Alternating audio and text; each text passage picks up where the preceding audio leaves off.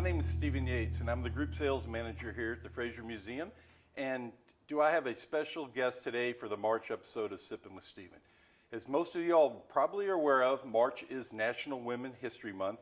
And today, as my special guest, I have Miss Maggie Kimberl, who has got many, many titles, starting with President of the Bourbon Women's Association. She's the content editor for American Whiskey Magazine. And also she writes for The Alcohol Professor, and I know I'm leaving other things off, so Maggie, if you want to add any of your other credentials, please do so. I mean, you know, there are so many. Yes. So I've been writing for Whiskey Magazine for about 5 years. I judge the World Whiskies Awards every year, and I am a big part of the Icons of Whiskey Awards, among many, many other things. But really, I'm here to talk about the Bourbon Women Association today. That's fabulous. And I want to get one quick plug in for Maggie before we start. When the Spirit of Kentucky opened in 2018, she was one of the first people to reach out and do a story about what we were doing here at the Fraser, and has been a big friend of the museum and of the bourbon industry and our inclusion in that. So I want to say thank you for that. Before we get started, because we're going to get her take on the Bourbon Women Association, also some perceptions of women in the bourbon industry. I want to make sure that we have her the website address for Bourbon Women. It is bourbonwomen.org. So if anybody, male or female, has some more questions for Maggie, please reach out, and she will be happy to get back to you at her convenience. Absolutely, and it's important to note there that we want men to be part of our organization as well. So if you're a man and you want to join the Bourbon Women Association, that's a great way to support us.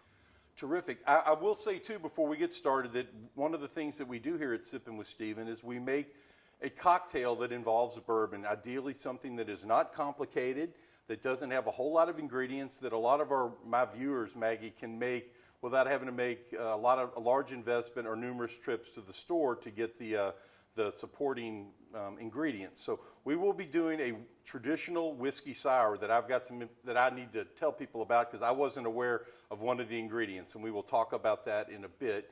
I guess one of the first things I wanted to ask you is, it comes into your organization. When I came into doing this, my perception was that bourbon was a spirit that was for traditionally older men, and that not a lot of ladies drank it. And it turned out I could not have been more wrong.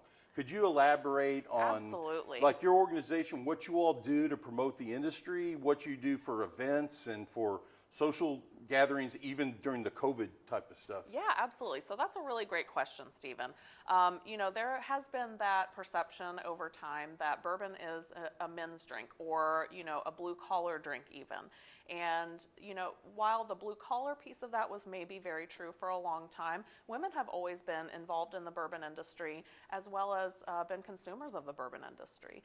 And so, you know, one of our main goals at the Bourbon Women Association is to challenge that notion that, you know, bourbon is only for men, or only men drink bourbon, and that there's something, you know, new or unusual or different about women appreciating bourbon. And so, you know, really what we do is we like to have a lot of opportunities to challenge that, and to, you know, give women the opportunity to experience bourbon in a way that is approachable and comfortable. And so, as Stephen said, one of the things that we've been doing since the start of the pandemic is we've really been continuing on our virtual programming. And the Bourbon Women, even before I joined in January, was an early adopter of the virtual platform. So we had a Sip Summer series last year, which I was involved with as a presenter. And that was a really great opportunity to really get a feel for a higher caliber virtual whiskey event. So we had a great production. We were in a production studio and pre-taped everything. So it wasn't just, you know, your run-of-the-mill Zoom meeting. And so we've been doing a lot of that. Just last week, we had our Toast to the 10th celebration. This year, the Bourbon Women Association turns 10 years old. It was founded by Peggy No Stevens back in 2011. And, you know, it's just been a really fantastic driver of, you know, improving that conversation between distilleries and women which really wasn't taking place before. Well, you know, it's interesting. I'm going to get ready to pour our cocktail, but you mentioned Peggy knows Stevens, a very good friend of mine and a future guest here on Sippin' with Stevens. So Absolutely. with that being said, one of the things that I noticed as I was doing this and doing group tours here was that there are more and more women coming through on these group tours, and it just kind of struck me as a very positive thing that there were more ladies coming through that want Absolutely. to not just drink the cocktails or drink the drink, but learn the history, find out what's going on with our only Native American spirit. Yeah.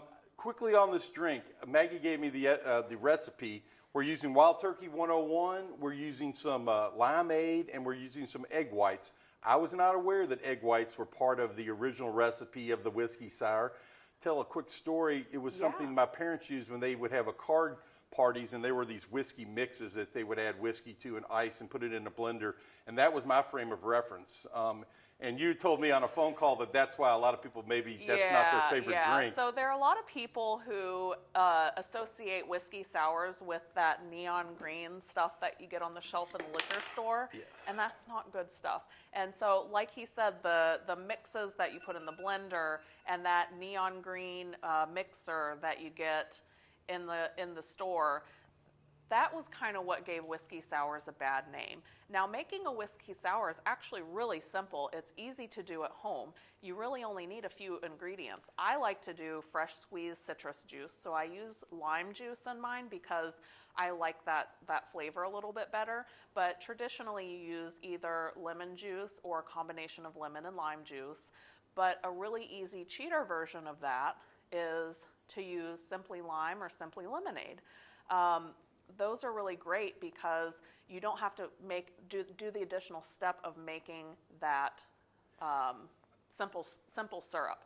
So if you do it at home, you can squeeze your lime juice, you can squeeze your lemon juice, you can make a homemade simple syrup very easily, and then you just use either pasteurized egg white or egg white if you're brave, which I do from time to time.